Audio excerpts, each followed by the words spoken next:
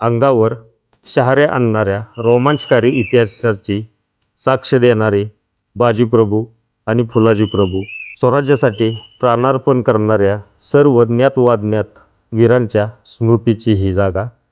Good morning, जय शिवराय. सध्या आपण एका ऐतिहासिक अशा ठिकाणी आलेलो आहोत. माझ्या पाठीमागे तुम्हाला दिसत असेल तीच ही बाजीप्रभू आणि फुलाजी प्रभू यांच्या धारातीर्थाने पावन झालेली पावनखिंड.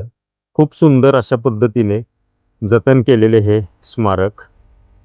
याच स्मारकावर डौलाने फडकणारा आपला भगवा झेंडा. थोडं आता आपण ॲक्च्युली पावनखिंड कशी आहे ते खाली उतरून पाहणार आहोत.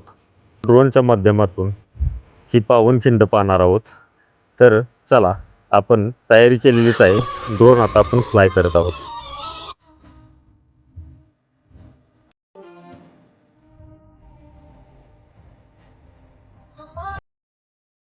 अशा पद्धतीने पावनखिंडीचा टोटल व्हर्टिकल असा ड्रोन शूट आपण आता पाहणार आहोत.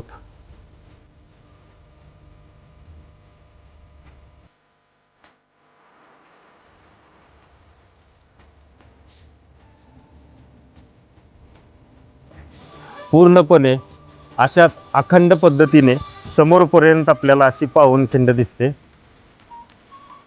छत्रपती शिवरायांना ज्यावेळी सिद्धी जोहरने पन्हाळगडाच्या वेढ्यावर अडवले, वेढा टाकून त्यांना जखडून ठेवले, त्याचवेळी शिवरायांनी पन्हाळगड ते विशाळगड या मार्गावर या वाटेने या पावनखिंडीपर्यंत प्रवास केला. या पावनखिंडीमध्ये अवघ्या 600 बांधलांनी ही खिंड लढवून शिवरायांना विशाळगडावर जाण्यासाठी पुरेसा वेळ उपलब्ध करून दिला.